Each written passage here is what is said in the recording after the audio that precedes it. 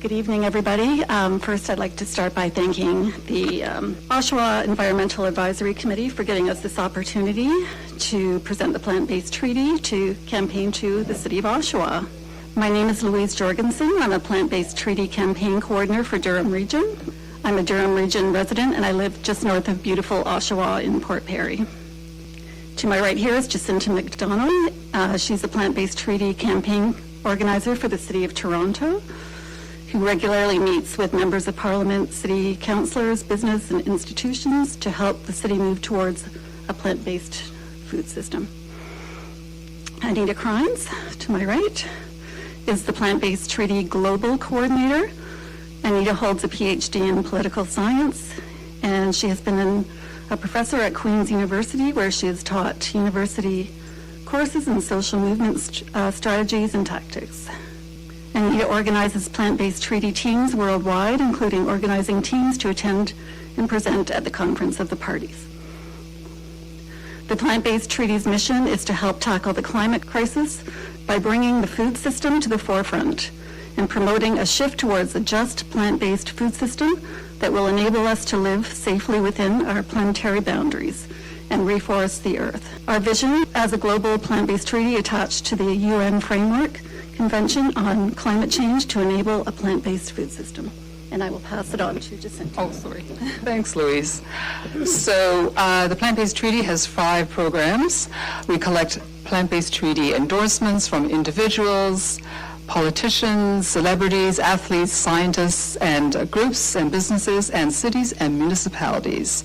The second program is the Plant-Based Treaty City Program. We are building and developing plant-based treaty teams to introduce motions to city councils to endorse the plant-based treaty and incorporate plant-based food strategies into existing climate, biodiversity, and food poverty action plans. This will enable them to increase accessibility to nutritious plant-based food and disseminate public information campaigns about the benefits of plant-based diets.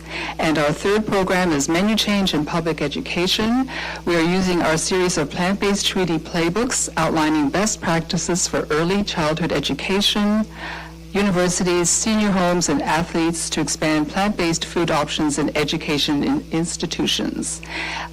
We have advocacy at global climate talks. We engage in UN advocacy at global climate conferences like UNFCCC, Conference of the Parties, COPs. The Bonn Climate, we have a team right there right now. The UN ECO SOC Sustainable Development Goals consultation to encourage them to adopt a plant-based food transition into their programs. We published our first annual report, Safe and Just, in December 2023, and we have copies here today. We do training and capacity building. We have amazing YouTube videos. We strengthen and grow the plant-based movement by launching tools and trainings, recruiting and empowering new advocates, and launching impactful city teams. The shift to plant-based has 3 core principles: relinquish, redirect, and restore. So relinquish means no more new factory farms, no more new slaughterhouses, no burning down forests to grow soy and corn to feed animals is not sustainable. Protection of indigenous land and their rights. Redirect would be redirecting subsidies from animal agriculture to plant-based agriculture and food, and restore the land that would no longer be wasted on animal agriculture, could go to rewilding and potentially back to indigenous people. So we have 40 detailed proposals, and you can see them all online. And Anita, would you like to take over? Okay. Yes. The global food system will take us over the 1.52 degrees target, even if fossil fuels were eliminated today. So that's how important the food system is. A third of greenhouse gas emissions come from the food system.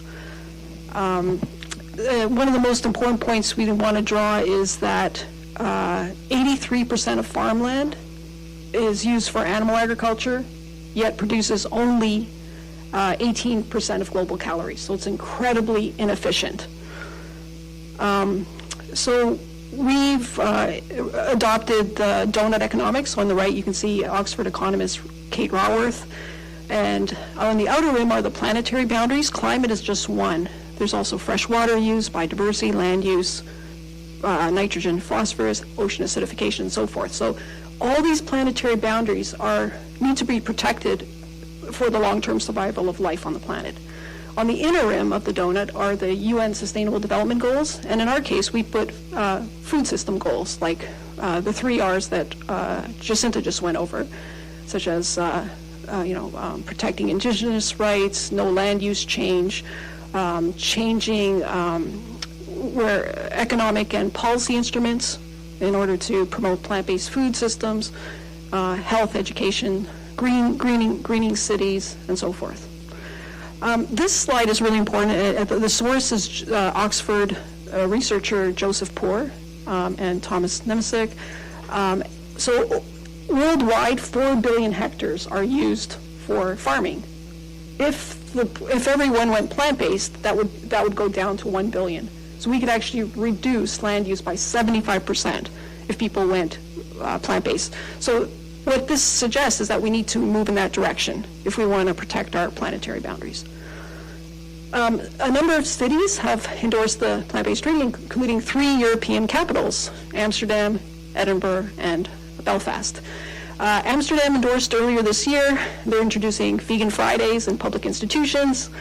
All institutions will have plant-based options. They're hosting an annual plant-based conference. They're also committing to a ratio of animal-based protein and plant-based protein by 2030. Edinburgh is doing carbon labeling in universities and schools, and so forth. These are Lambeth, the Borough of London, is providing fruit and vegetable vouchers. So there are many examples. We wanted to highlight New York City Mayor Eric Adams because he's a leader on this issue, maybe not on other issues, but certainly on this issue he's been an incredible leader. He has a public education program called Eat a Whole Lot More Plants. He's very much into whole foods. He himself had type 2 diabetes, and he reversed it with a plant-based diet, and he wrote a book called Healthy at Last. And he's also personally passed a proclamation. This is carbon labeling. Clamato is the company that we work with, and they did the carbon labeling in Glasgow at COP26 with Sodexo, a food service provider. And the green, the A and B, is Paris aligned. So what they do is they put these labels on food. Is it Paris aligned or not? And they don't only look at carbon, but they also look at water use, biodiversity. So it's a really interesting labeling program that we highly recommend. As Jacinta mentioned, we have playbooks of best practices for many different institutions, and they look at examples around the world of best practices. We want to point out Dr. Zara Kassam. She's a local doctor in Ontario, and she organizes annual plant-based conferences, and really recommends the Canada Food Guide, ensure that the food that should align with the Canada Food Guide, which is very plant-based. So a glass of milk was replaced by a glass of water in the Canada Food Guide, and it's 87.5% plant-based. There are other issues, such as, for example, South Asian people have higher rates of cardiovascular disease, diabetes, and so plant-based is very important. Also, dairy concerns. The majority of people are lactose intolerant, so it's very important to promote that. So possible next steps. So it would be wonderful if the advisory committee would adopt a motion that the city introduce a plant-based strategy as part of its climate action plan. I mean, that's the most important thing. Cities that introduce climate emergency have to have a climate action plan, but most climate action plans do not have a chapter on food strategies. So we'd strongly recommend that you would look at that. So our goal is to have the City of Oshawa endorse the treaty. There was a Canadian city, Rainbow Lake, a very small town in Alberta, that has endorsed. We have 6 councillors in Toronto that have endorsed, and we've met with the mayor's assistant, so we're working on a Toronto endorsement. But we'd very much appreciate it if the City of Oshawa would consider endorsing the treaty, and if your advisory committee could recommend that.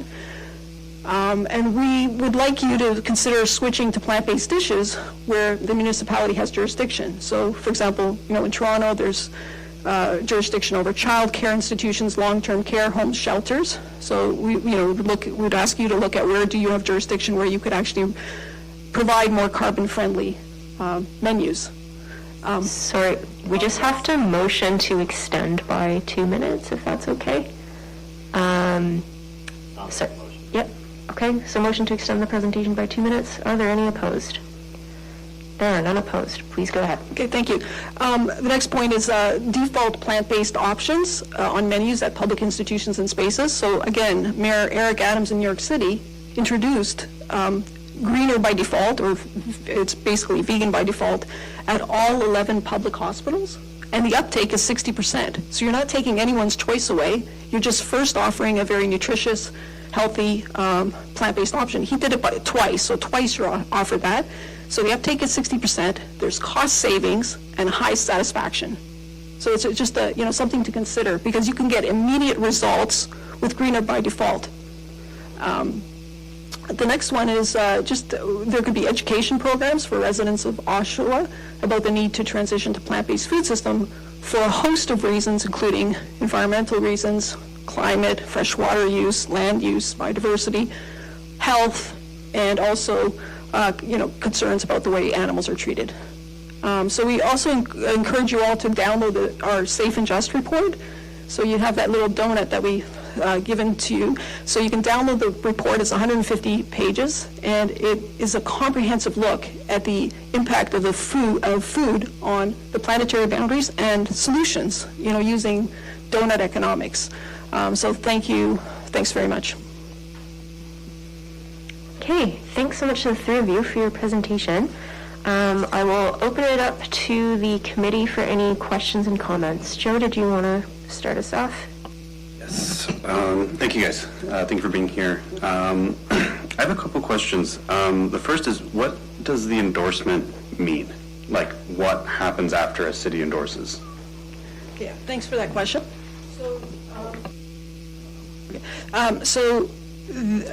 The Plant-Based Treaty was modeled after the Fossil Fuel Non-Proliferation Treaty, and so the minimum that's required for endorsement is simply a symbolic support. It could be like a resolution, and a letter is sent to the federal government asking them to negotiate a global treaty, which is the goal.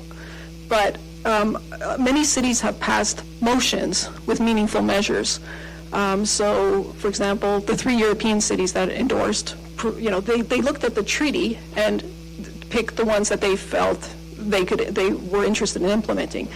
So there's no legally binding commitment from our end. It's like the city would look at it and see. So in the case of Edinburgh, they actually did an impact assessment in the entire treaty and looked at what was within their scope, and then they chose areas to implement. So they passed the implementation action plan this year. So Edinburgh is quite interesting, and they categorized their actions in different areas, like education, menu change, promotion, like they're going to talk to their sister cities and promote it elsewhere. So they came up with categories.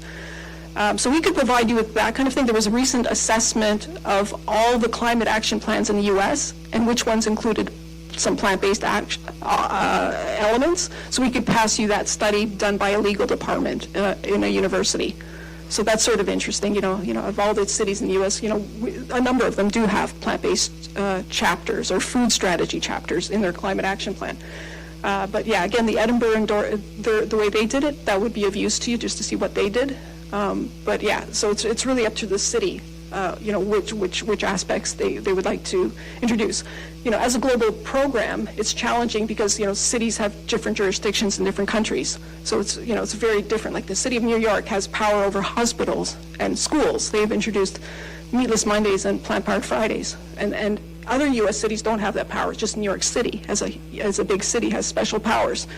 Again, Oshawa, Toronto, the big cities have different powers than smaller towns and cities in Ontario.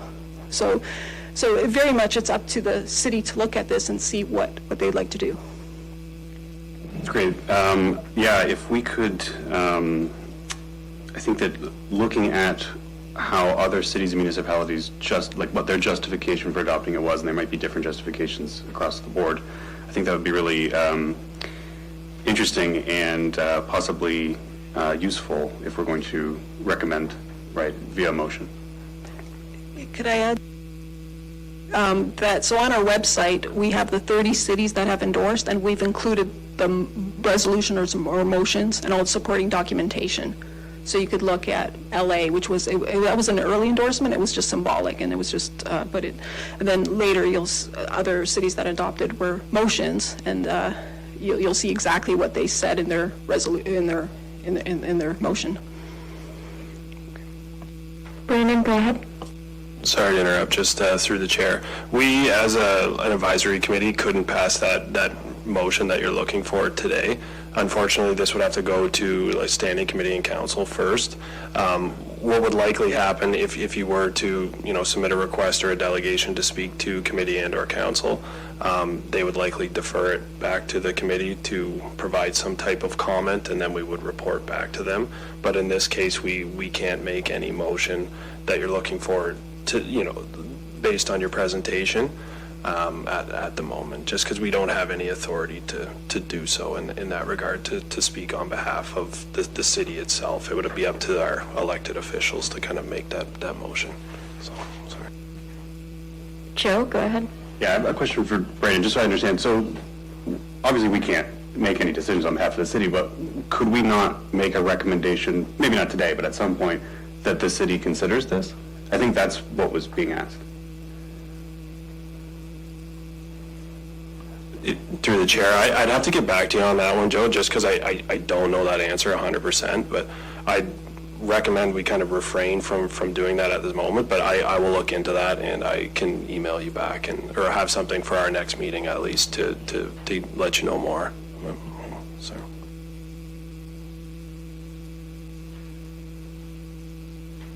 DJ, go ahead. A couple of observations first. I was a vegetarian for quite a few years, and one of the things that I thought that before children should be allowed to eat meat, they should be able to be introduced to the animal they're about to eat, so that they actually know what they're doing, because they feed meat to them and they have no idea what it is. I find it remarkable that Amsterdam bought into this, because the Netherlands derives a very large part of its money from animal-produced products. If you had to,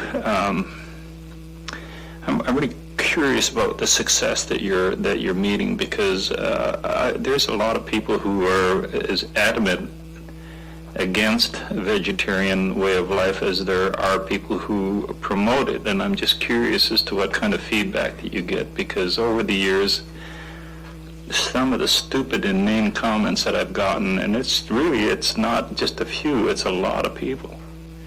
And just one other thing, the most polluted place on earth is a place in the United States, and it's called a feedlot.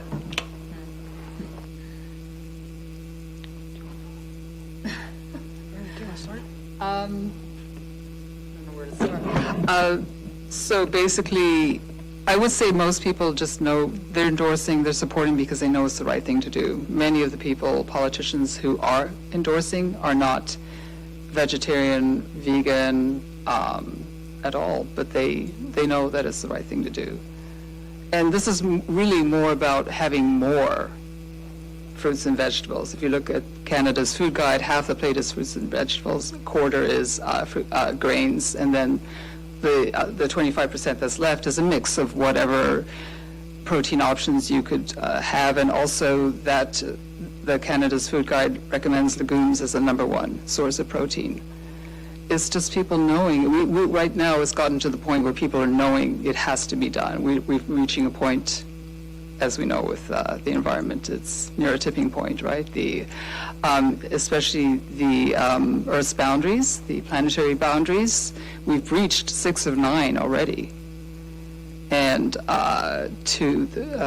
Anita will be a better expert on this. Animal agriculture is a huge contributor to definitely pushing our planetary boundaries.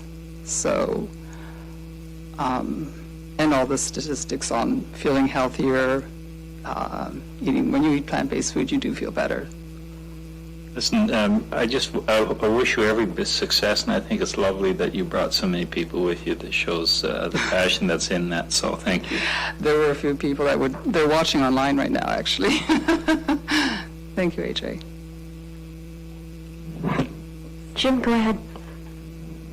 Yeah, thank you very much for your presentation. I appreciate it. And I guess, correct me if I'm wrong, but when you first started, you said the plant-based treaty has 40 principles? Proposals. Proposals? Yes, there's basically, think of them as suggestions. Okay, where would I see those on your website? Yes. That seems like a lot of suggestions.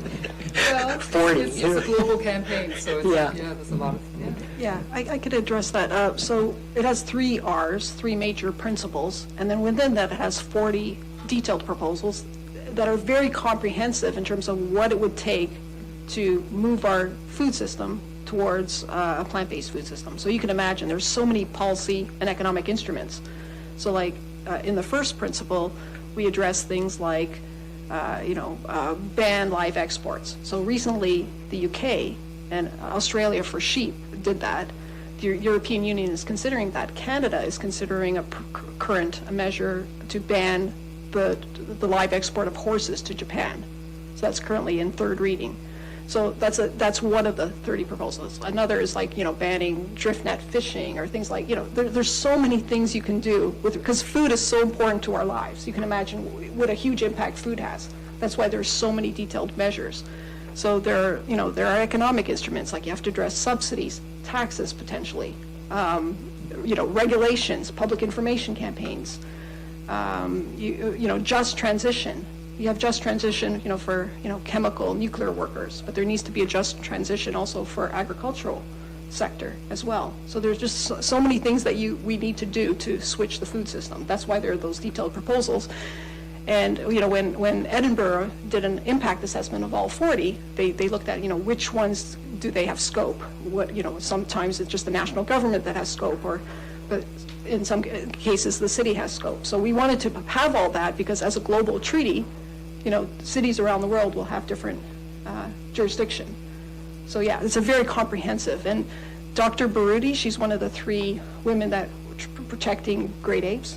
And she's an ambassador for the treaty, and she said she liked our treaty because it was a big idea. Just like how do you change the food system? You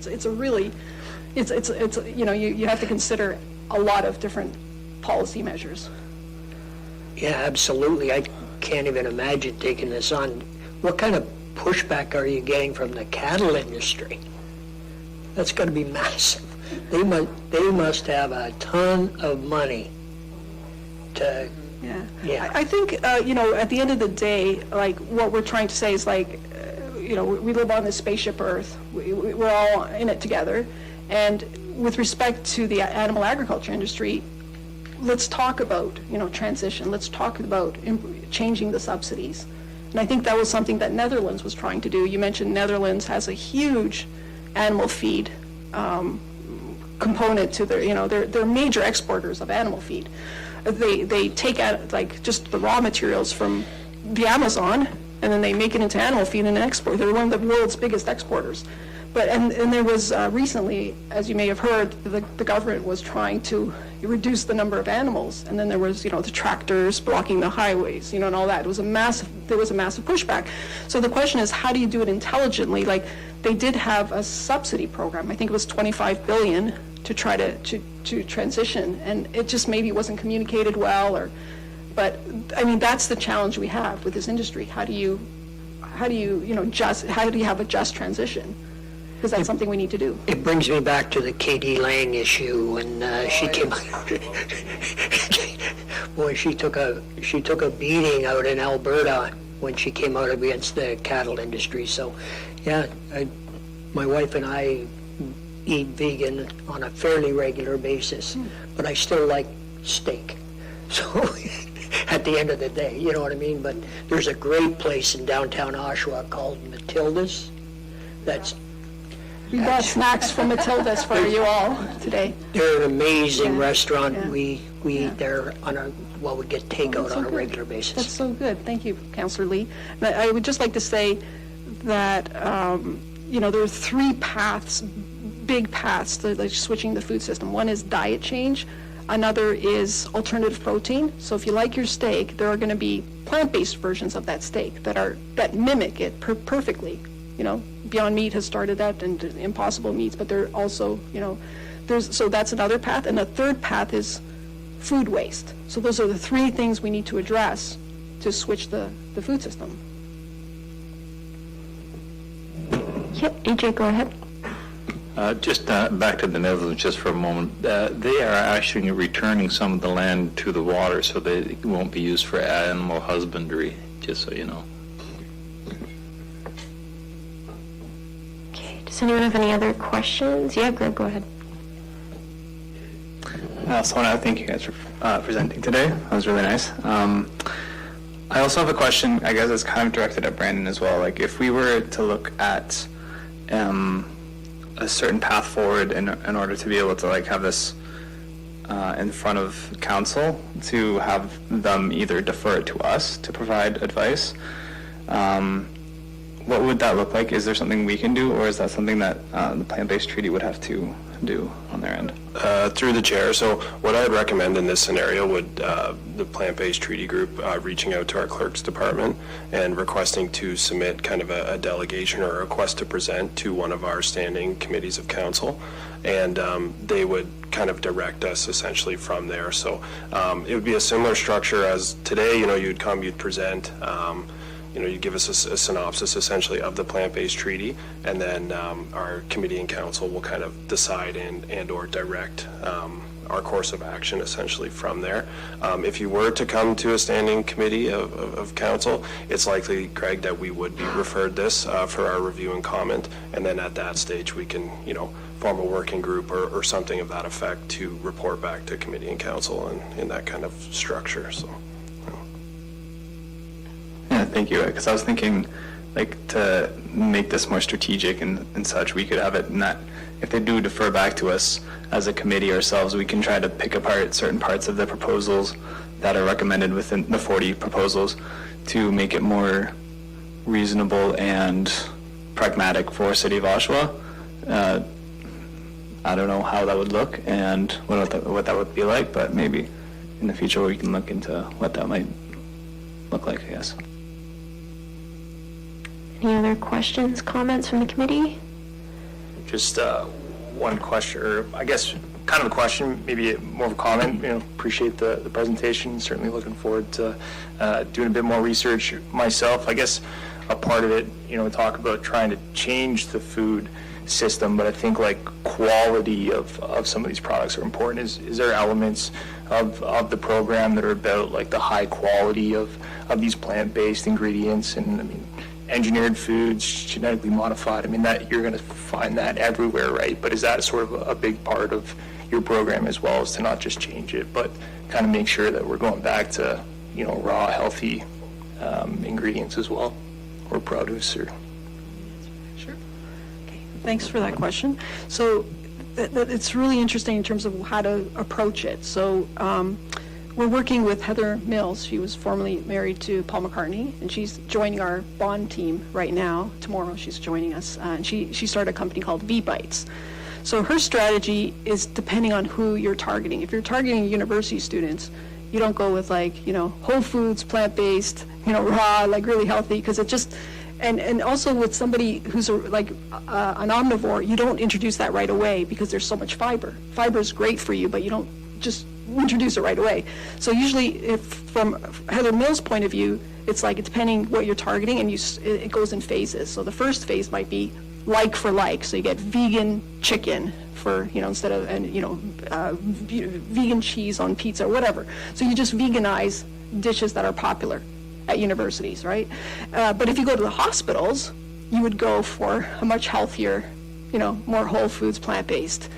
So the answer will depend on who your audience is, who you're targeting. Eric Adams, mayor of New York City, when they did the Greener by Default and the hospitals, it was very, very amazing whole food plant-based dishes that were highly nutritious, and they also gave their patients recipes to take home, and so it was a very full program on not only what you're eating at the hospital, but what you do when you go home. And, all of us can do better in terms of, I think we can all be examples. So I think it's really important to do the best that we can, especially as environmentalists, because then we can influence the people around us, and we can be leaders. Okay, AJ, go ahead. Sorry, just one other train of thought. You mentioned factory farming, one of the most negative things in the, as far as I'm concerned. Are you making any progress in that regard? Because that's money-based, right? There's, it's proven that the small family farm is far more synergistic, and also if a factory farm, if you have a drought in one area and it grows corn, then the other side of the country doesn't get corn because there is none there. So are you making that progress or any headway in the factory farming area at all? Yeah, so globally, no.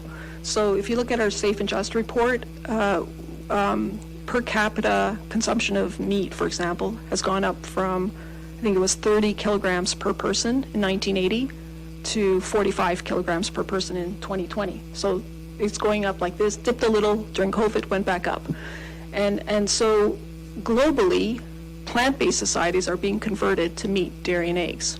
And it's companies like Cargill that go to India and other countries in Asia, and they have a goal of getting 100 million people to do backyard chicken operations there. So they start with that. They do goat passing, giving out free hatchlings, and then, then they start building the slaughterhouses, and then they just start converting these societies. So and so globally, the picture is very bad. Like, factory farms are increasing worldwide. There may be some progress in pockets of the world, like UK is making a lot of progress, going more plant-based. Certainly you can see in our own places, like if you go to a grocery store, anywhere, you can see, soy milk, you can see all the plant-based milks. But generally, no. So we have a lot to do. That's why the planetary boundaries are being breached. So, and a number of cities are taking leadership now, because most food is consumed in cities around the world. So, we need to play a leadership role. Oh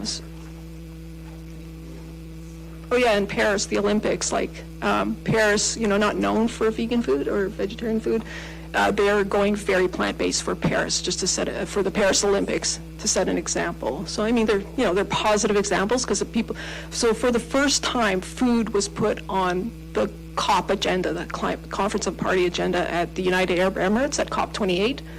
And there's a recognition that a third of the greenhouse gas emissions come from food. Plus, there are all the other planetary boundaries, fresh water use, and et cetera, right? So I think there is a recognition now that we need to address food emissions. Any other questions? If not, then we'll keep things moving. Thank you again so much for your time today. Thank you. Great questions, everyone. Thank you so much. Thanks for your time.